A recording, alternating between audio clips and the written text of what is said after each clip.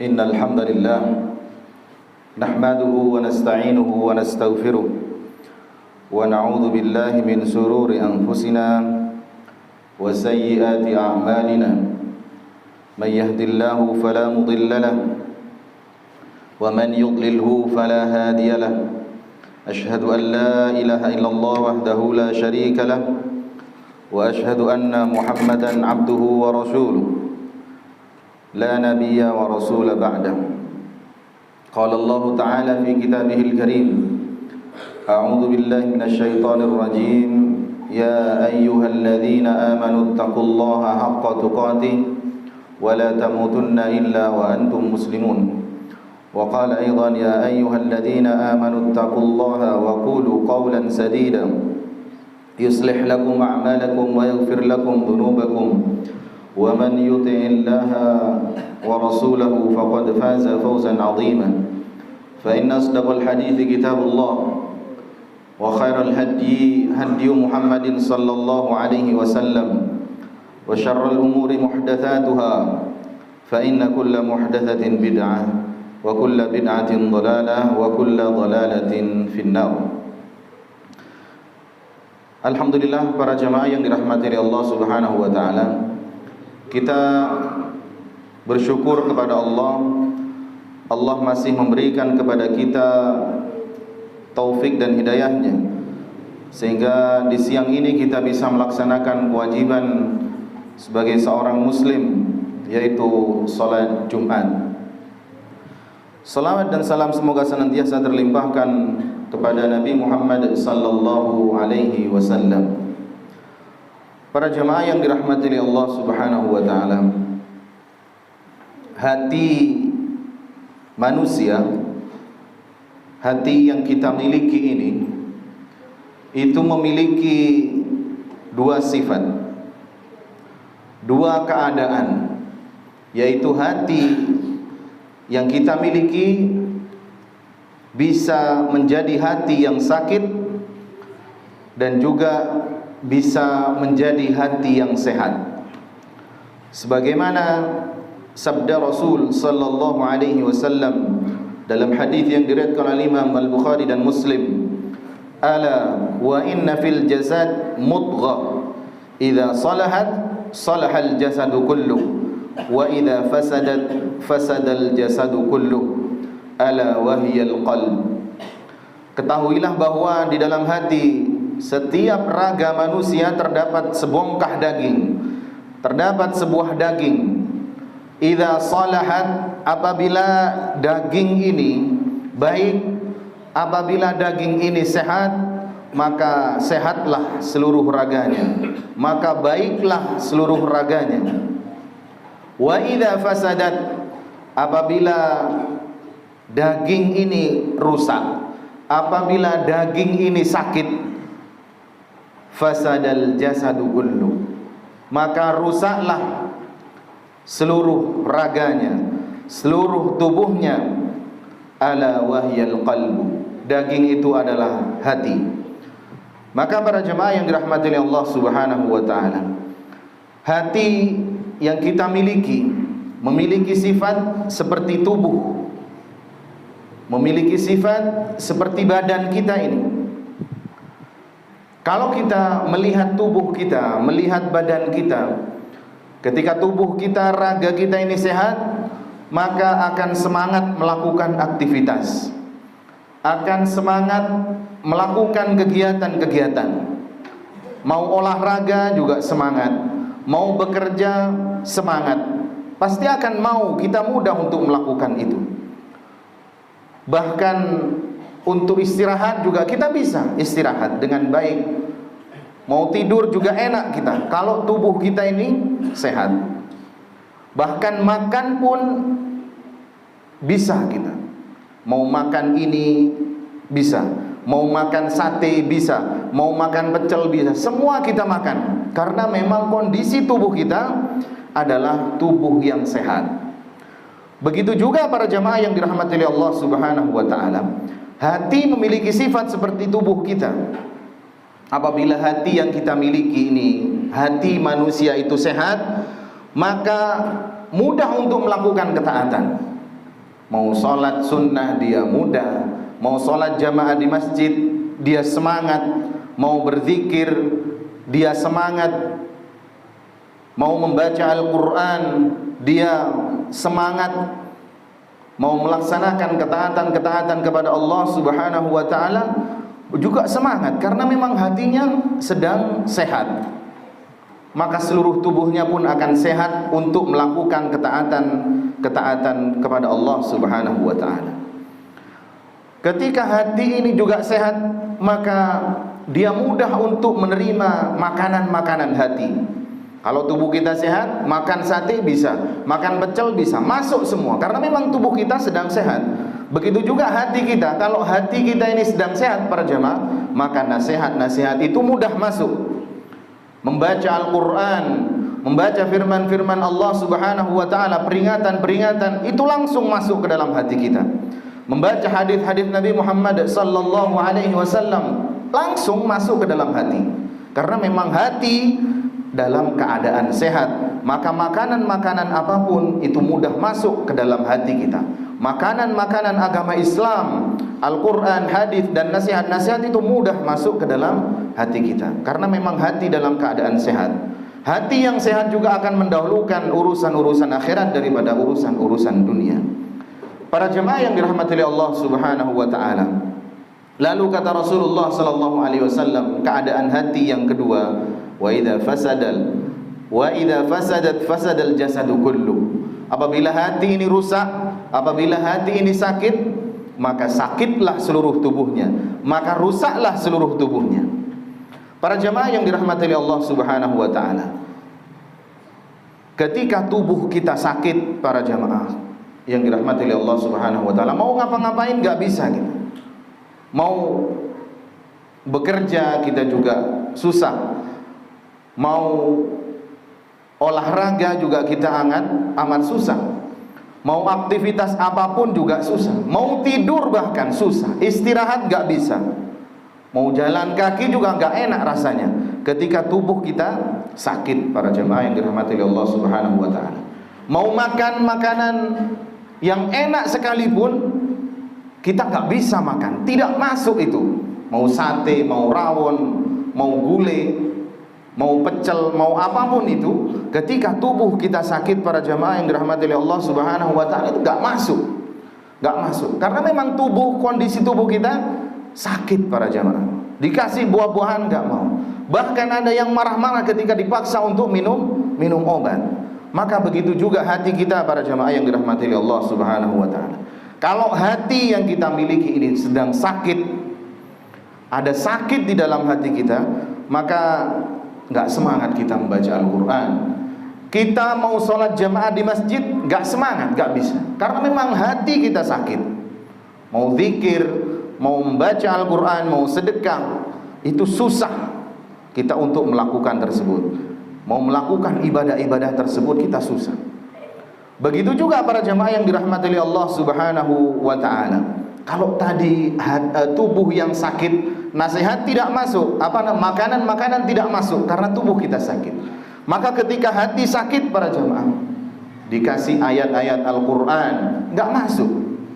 Dikasih hadis-hadis Nabi Muhammad sallallahu alaihi wasallam, gak masuk karena memang hatinya sedang sakit. Sama, tubuh sakit dikasih sate gak masuk, dikasih ini gak masuk. Hati yang sakit juga akan susah menerima nasihat-nasihat Al-Quran, hadis Nabi Muhammad SAW, mental semua.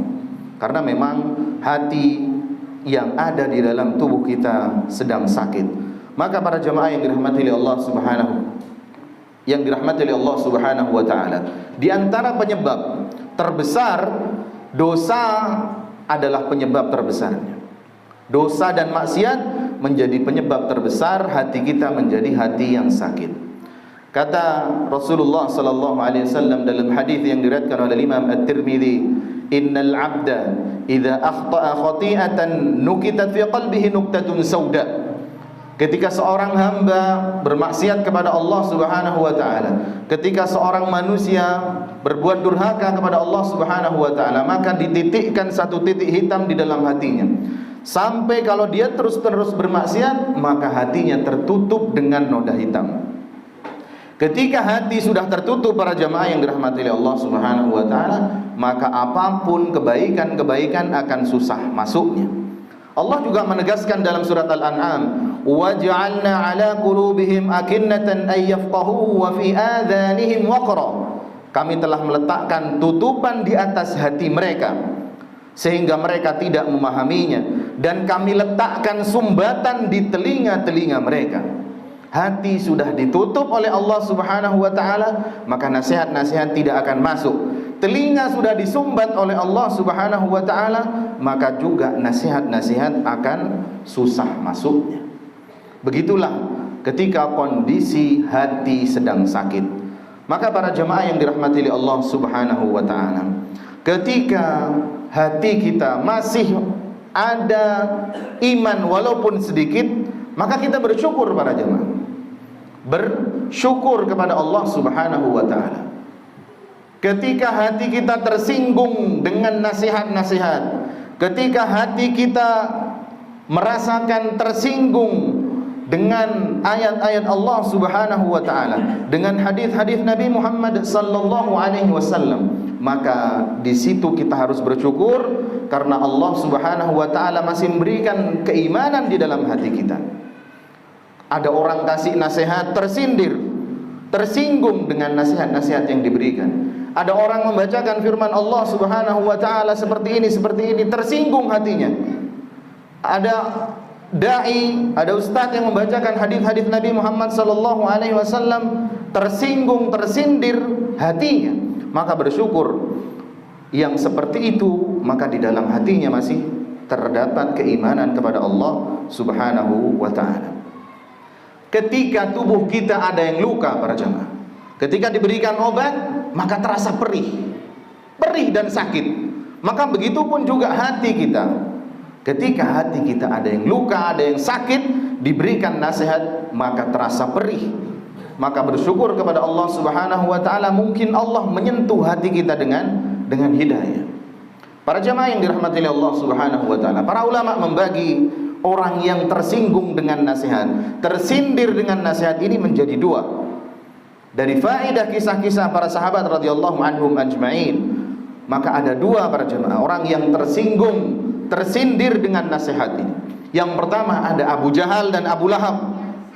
Dia tersinggung dengan nasihat-nasihat Nabi Muhammad sallallahu alaihi wasallam. Mereka tersindir dengan nasihat-nasihat Rasul sallallahu alaihi wasallam. Mereka sakit hati dengan nasihat-nasihat Nabi Muhammad sallallahu alaihi wasallam. Setelah mereka tersindir, tersinggung, mereka menolak bahkan memusuhi Nabi Muhammad sallallahu alaihi wasallam. Maka kita harus jauh dari sifat tersebut. Harus menjauhi apa yang dilakukan oleh Abu Jahal dan Abu Lahab. Kemudian yang kedua para jemaah yang dirahmati oleh Allah Subhanahu wa taala, ada Umar ibn al-Khattab radhiyallahu an.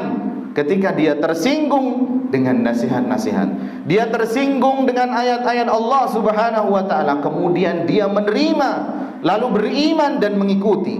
Silahkan para jemaah yang dirahmati oleh Allah Subhanahu wa taala, kita mau menjadi golongan yang mana? Kita mau menjadi manusia yang tersindir, tersinggung dengan nasihat kemudian kita menolaknya, atau kita meniru Umar bin Khattab yang tersinggung, tersindir dengan nasihat-nasihat, tersinggung dan tersindir dengan ayat-ayat Allah, hadis-hadis Nabi Muhammad sallallahu alaihi wasallam, dan kita mengikuti nasihat-nasihat tersebut. Maka mintalah kepada Allah Subhanahu wa taala agar diberikan hidayah dan taufik oleh Allah Subhanahu wa taala.